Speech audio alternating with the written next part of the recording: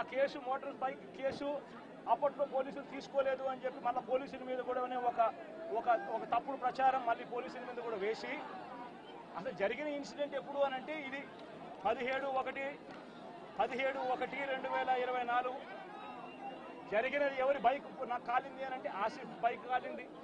ఆసిఫ్ ఎవరు అని అంటే వైఎస్ఆర్సీపీ మనిషి. చేసింది ఎవరు అని అంటే తెలుగుదేశం పార్టీకి సంబంధించిన Telugu Desam X chairman Shamim, Telugu Desam state secretary Ayub Khan, వీళ్ళంతా ఎంత దారుణంగా ఫ్యాక్ట్లను ట్విస్ట్ చేసి ఎస్పీ అనే వ్యక్తి కొత్తగా వస్తాడు. వచ్చిన 3 రోజుల కిందటే ఎస్పీ వస్తాడు. ఎస్పీ వచ్చిన 3వ రోజుకి హత్య జరుగుతుంది. ఇన్సిడెంట్ జరిగిన గంటలోపే ఎస్పీ బయటకు వచ్చి ఇది ఇద్దరు వ్యక్తిగత విషయాల వల్ల వాళ్ళకున్న మధ్యలో ఉన్న గొడవల వల్ల ఒకరిని ఒకరు చంపుకున్నారు అని చెప్పి తప్పుడు మాటలు మాట్లాడుతూ అబద్ధాలు చెప్తా ఉన్నాడు. నేను అడుగుతా ఉన్నా, కేసు పెట్టారని అంటా ఉన్నారు, కేసు పెట్టామని అంటా ఉన్నారు.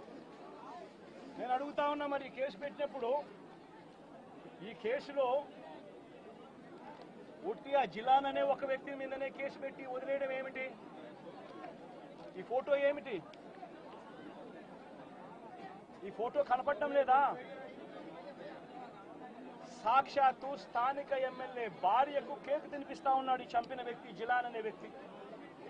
అంటే వీళ్ళ మధ్య సంబంధాలు ఎంత బలంగా ఉన్నాయి అని చెప్పడానికి ఇంతకన్నా నిదర్శనాలు కావాలన్నా? తెలుగుదేశం పార్టీ ఎమ్మెల్యే భార్యకు కేక్ తినిపిస్తా ఉన్నాడు.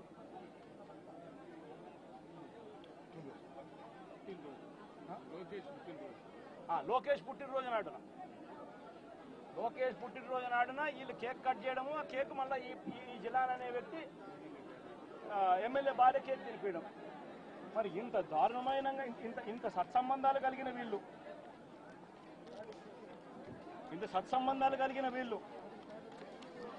ఇది ఎమ్మెల్యేతో ఫోటో,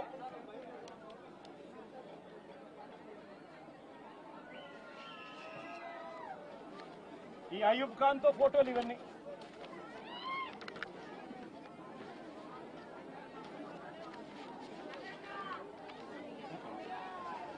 ఇది షమీం ఖాన్ తో ఫోటోలు.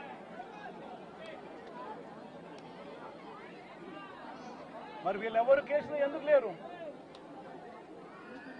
వీళ్ళందరి మీద కేసు ఎందుకు పెట్టలేదు? ఇంతకన్నా అన్యాయం ఎక్కడైనా ఉంటుందా? ఇంతటితో ఆగిపోవడం లేదు. మిథున్ రెడ్డి విషయం కూడా నిన్న కూడా మీరంతా చూశారు మీ కళ్ళతో. సాక్షాత్తు ఒక సిట్టింగ్ ఎంపీ తన నియోజకవర్గంలో తాను తిరగకూడదా? పొంగనూరు అనేది తన నియోజకవర్గం, తన పార్లమెంట్ సెగ్మెంట్లో ఒక నియోజకవర్గం పొంగనూరు. ఆ పొంగనూరుకు ఎమ్మెల్యే వాళ్ళ నాయన పెద్దిరెడ్డి రామచంద్రారెడ్డి. ఆ నియోజకవర్గంలో తాను రెడ్డెప్పాని, చిత్తూరుకు సంబంధించిన ఎక్స్ ఎంపీ, ఆయన కూడా పొంగనూరులో నివాసుడు.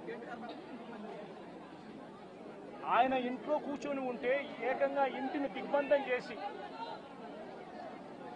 ఇంటి మీద రాళ్లు వేసి, కారును ధ్వంసం చేసి, రెడ్డెప్ప కారును కాల్చేసి, పోలీసుల సమక్షంలోనే ఇవన్నీ జరుగుతూ ఉన్నాయి అని అంటే ఇంతకన్నా దారుణంగా లా అండ్ ఆర్డర్ పరిస్థితి ఇంతకన్నా దారుణంగా